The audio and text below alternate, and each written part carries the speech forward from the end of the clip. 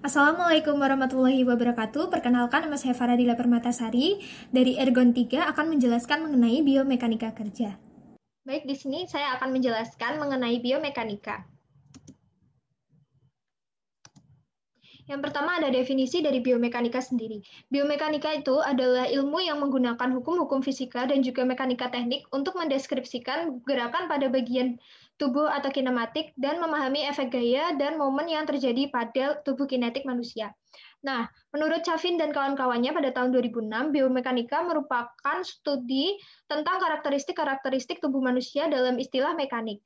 Nah, contoh dari penerapan ilmu biomekanika yaitu untuk menjelaskan efek getaran dan dampak yang timbul akibat kerja, menyelidiki karakteristik kolom tulang belakang, menguji penggunaan alat prostetik, dan juga lain-lainnya. Selanjutnya ada tujuan dari biomekanika sendiri. Tujuan utama biomekanika menurut Hardianto dan kawan-kawan pada tahun 2014 adalah untuk memperbaiki kinerja manusia dalam bekerja serta mengurangi risiko cedera pada sistem otot rangka. Selanjutnya ada metode-metode yang digunakan pada biomekanika. Terdapat 7 metode. Yang pertama ada metode low back analysis atau metode LBA. Metode ini digunakan untuk mengevaluasi gaya-gaya yang bekerja di tulang belakang manusia pada kondisi beban, postur beban dan postur tertentu. Yang kedua ada metode OAS atau Ovako Working Posture Analysis. Nah, metode OAS ini digunakan untuk mengevaluasi kenyamanan postur kerja pada posisi kerja yang berbeda-beda untuk setiap operatornya. Nah, pada metode OAS ini terdapat penilaian skor resiko 1-4. Yang skor 1 menunjukkan normal postur, skor 2 slightly harmful, yang skor 3 adalah distinctly harmful, dan extremely harmful untuk skor keempat. Yang ketiga ada Rapid Entire Body Assessment atau REBA. Metode REBA ini digunakan untuk menilai postur tubuh pekerja secara cepat melalui pengambilan data postur pekerja dan selanjutnya dilakukan penentuan sudut pada batang tubuh, leher, kaki, lengan atas, lengan bawah, dan juga pergelangan tangan. Yang keempat ada metode Rapid Upper Limb Assessment atau metode RULA.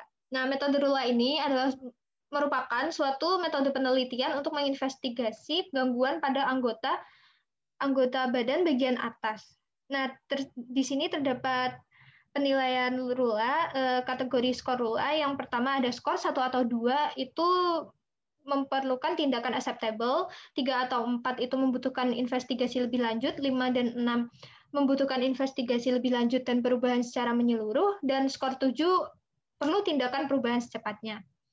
Yang kelima ada metode PEI atau Posture Evaluation Index. Nah, metode PEI ini digunakan untuk mengevaluasi postur kerja manusia yang disimulasikan dalam virtual environment, khususnya menggunakan software Jack.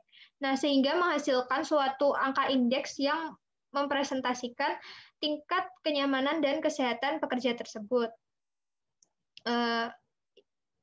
PEI sama dengan I1 plus I2 plus I3 dikali MR. I1 itu adalah LBA atau 3.400 Newton, I2 itu adalah OAS atau 4, I3 itu ada RULA, dan MR adalah application factor atau 1,42.